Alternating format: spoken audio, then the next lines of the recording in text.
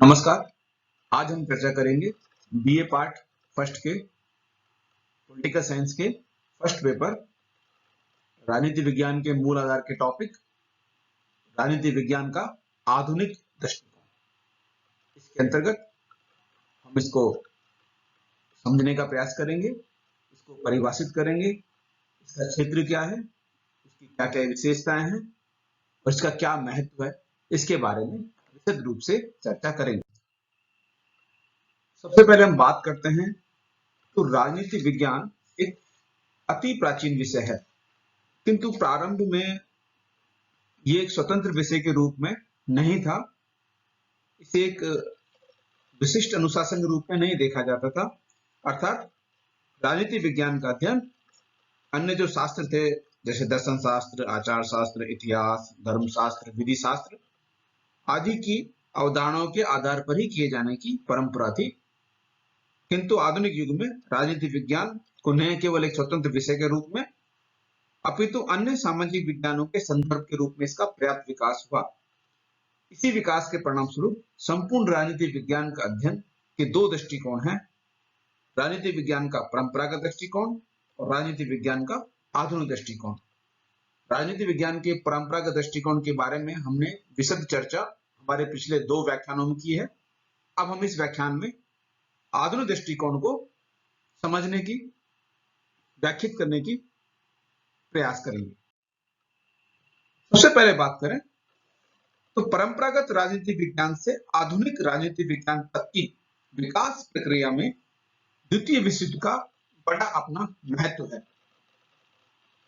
यदि हम टाइमलाइन की बात करें इससे पहले तो अमेरिका के शिकागो विश्वविद्यालय के चार्ल्स मेरियम और हैरोल्ड लॉसवेल द्वारा राजनीति विज्ञान को यथार्थवादी वैज्ञानिक बनाने हेतु तकनीकों व प्रविधियों पर बल दिया। उसी की वजह से राजनीति विज्ञान के आधुनिक दृष्टिकोण का उदय हुआ। अब हम उस बात पे आते हैं कि द्वितीय विश्व युद्ध के पश्चात हुए गंभीर परिवर्तन ने मानव समाज व संस्कृति की परंपरागत अवधारणा के स्थान पर नवीन संरचनाएं व अवधारणाओं को जन्म दिया। इससे संपूर्ण समाज विज्ञानों के अध्ययन के दृष्टिकोणों में महत्वपूर्ण परिवर्तन हुए। राजनीति विज्ञान के अध्ययन के दृष्टिकोण में भी परिवर्तन की मांग की जाने लगी।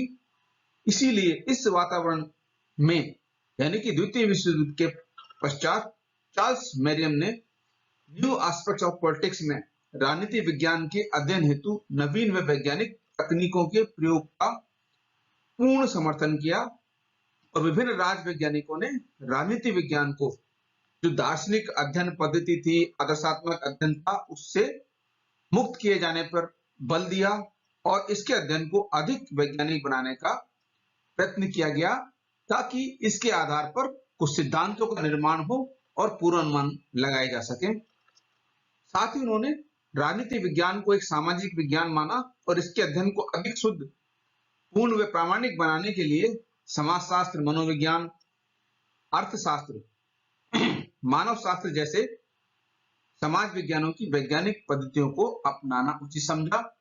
इन प्रमुख विचारकों में डेविड ईस्टन है, कैटलिन है, लॉसवेल है, हसजार है, अलेक्जेंडर हर्ड है इत्यादि महत्वपूर्ण थे। अब हम बात करते हैं कि राजनीति विज्ञान की आधुनिक दृष्टिकोण के अनुसार क्या परिभाषा है।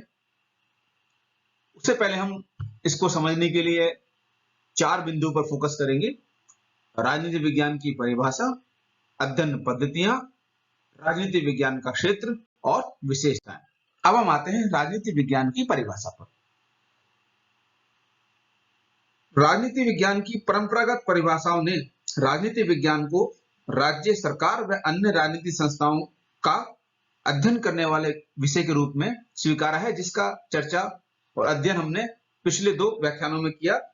किंतु जो आधुनिक राजनीति विज्ञान के विद्वान हैं वो ये कहते हैं कि ये जो परिभाषा है ये स्वयं में अपूर्ण है, क्योंकि वे राजनीति विज्ञान के मात्र औपचारिक व सैद्धांतिक अध्ययन पर बल देती है, उसके वास्तविक यथार्थ अध्ययन की उपेक्षा करती है। इसीलिए आधुनिक दृष्टिकोण के अंतर्गत राजनीति विज्ञान को 4 अर्थों में परिभाषित किया जा सकता है। सबसे पहले मानवीय क्रियाओं व व्यवहार का अध्ययन। ये उल्लेखनीय है कि मानव के राजनीतिक व्यवहार और क्रियाओं को राजनीतिक कारकों के साथ ही सामाजिक, आर्थिक, धार्मिक, मनोवैज्ञानिक इत्यादि जो गैर राजनीतिक कारक हैं प्रभावित करते हैं। अतः राजनीति विज्ञान एक ऐसा विज्ञान है जो मानव के राजनीतिक व्यवहार का उससे संबंधित राजनीतिक एवं गैर राजनीतिक कारकों के संदर्भ में अध्ययन करता है। महत्वपूर्ण बात है कि राजनीतिक व गैर राजनीतिक दोनों कारकों का अध्ययन करना, यानी कि मानवीय क्रिया और व्यवहार का भी अध्ययन आवश्यक है। नंबर 2, शक्ति का अध्ययन।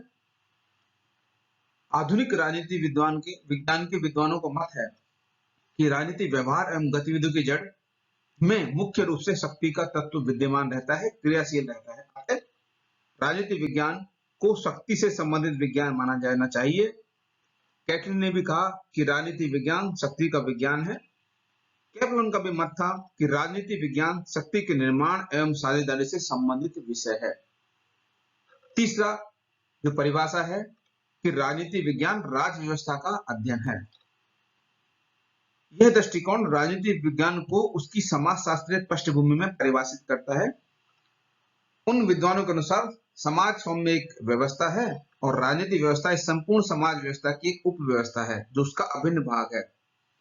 राज्य व्यवस्था में भी अनेक क्रियाएं संरचना होती हैं, जैसे संविधान, सरकार के तीनों अंग, राजनीतिक दल, दबाव समूह, जनमत, निर्वाचन इत्यादि। और व्यक्ति का राजनीतिक व्यवहार भी इस राज्य व्यवस्था का एक अंग है। अतः राजनीतिक विज्ञान संपूर्ण समाज व्यवस्था के एक अंग के रूप में राज्य व्यवस्था की इन संरचनाओं की पारस्परिक क्रिया और जो संबंध है तथा व्यक्ति के राजनीतिक व्यवहार का अध्ययन करने वाला विज्ञान है। ध्यान रखना, दो चीजें महत्वपूर्ण है।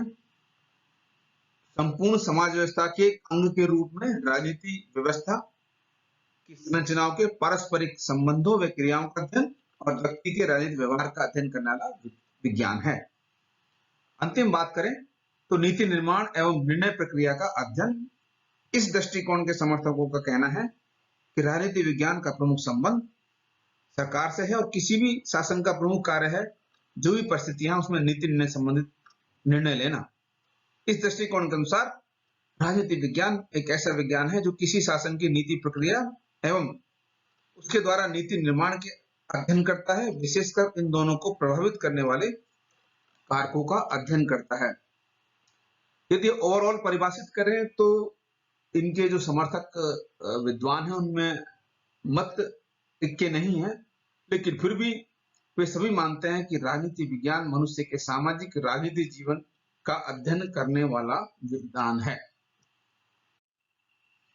अब हम देख लेते हैं कि राजनीति विज्ञान की अध्ययन पद्धतियां कौन कौन सी हैं।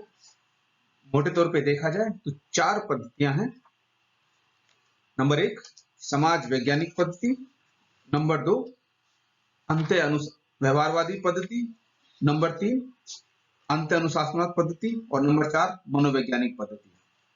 समाज वैज्ञानिक पद्धति, इसका तात्पर्य है कि राजनीति के अध्ययन के लिए समाज वैज्ञानिक पद्धति उपयोगी है। समाज विज्ञान में सामग्री की पर्याप्तता है जिसकी सहायता से राजनीतिक व्यवहार के यथार्थपरक नियम निर्धारित किए जा सकते हैं।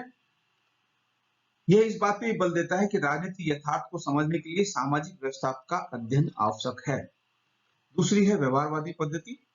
इसमें राजनीतिक और सामाजिक प्राणी के रूप में मनुष्य के प्रेक्षण योग्य व्यवहार से संबंधित तथ्यों के संग्रहण और परीक्षण पर बल दिया जाता है।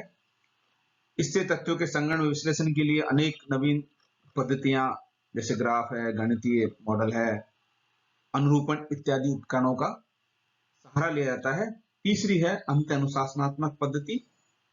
आधुनिक दृष्टिकोण में इस पर बहुत बल दिया जाता है। इस पद्धति पर राजनीतिक व्यवहार को प्रभावित करने वाले गैर राजनीतिक तत्वों एवं विषयों का अध्ययन किया जाता है। साथ ही समाज विज्ञान, मनोविज्ञान द्वारा आविष्कृत एवं उपयोग में लाए गए सिद्धांतों एवं प्रविधियों का प्रयोग किया जाता है। अंतिम है मनोवैज्ञानिक पद्धति। मनोवैज्ञानिक नियमों के माध्यम से सामाजिक एवं राजनीतिक सिद्धांत एवं व्यवहार का अध्ययन सार्थक सिद्ध हो सकता है। अतः लॉस्वेल फ्रायड ने मनोवैज्ञानिक पद्धति को राजनीतिक व्यवहार के अध्ययन हेतु प्रयुक्त किया है। इस तरह से आधुनिक दृष्टिकोण है राजनीति विज्ञान का, वह अध्ययन में नवीन प्रविधियों और पद्धतियों का प्रयोग करता है। इस दृष्टिकोण में मूल्य, आदर्श, कल्पनाओं का कोई महत्व नहीं है। यह मानव के राजनीति व्यवहार के अध्ययन से राजनीति, उसकी संरचनाओं और प्रक्रियाओं के बारे में वैज्ञानिक निष्कर्ष प्रतिपादित करना चाहता है। इन पद्धतियों के माध्यम से यही इन पद्धतियों का उद्देश्य है, यही इनका लक्ष्य है।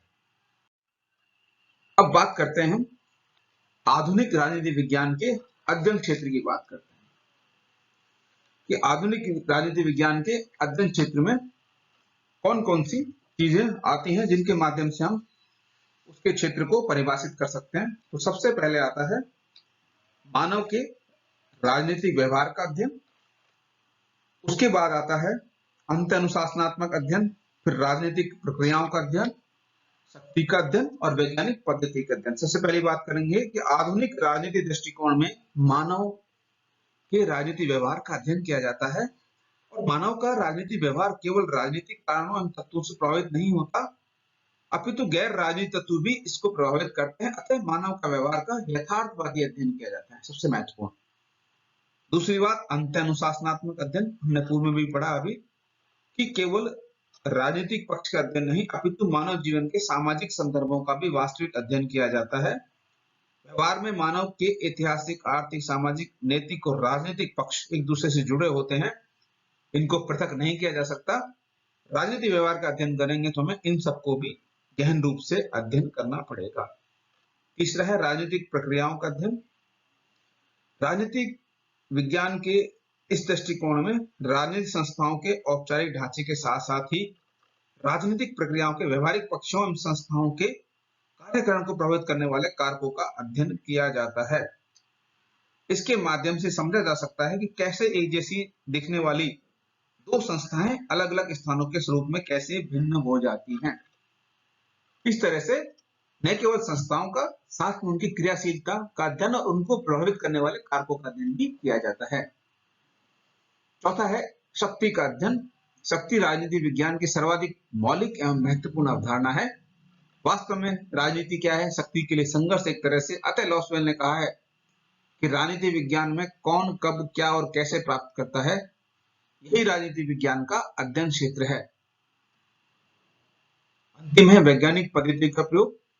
आधुनिक दृष्टिकोण के अनुसार वैज्ञानिक पद्धतियों द्वारा सामान्य नियमों में सिद्धांतों का निर्माण किया जा सकता है और वैज्ञानिक पद्धतियों के उपयोग से उसके क्षेत्र को और अधिक व्यापक बनाया जा सकता है। इस प्रकार आधुनिक दृष्टिकोण ने जहां राजनीति विज्ञान के क्षेत्र को व्यापकता प्रदान की है, वहीं मूल्य मुक्त अध्ययन की प्रदान भी की है। वैज्ञानिक अध्ययन समस्याओं के समाधान में सहायक सिद्ध होता है, क्योंकि अब ये केवल समस्याओं के वर्णन तक ही नहीं रह गया है। इस तरह से हम बात करें तो हमने राजनीति विज्ञान के आधुनिक दृष्टिकोण के अनुसार परिभाषा, उसकी पद्धतियां और क्षेत्र का विशद वर्णन किया है। नेक्स्ट में हम इसकी विशेषताओं के बारे में चर्चा करेंगे। धन्यवाद।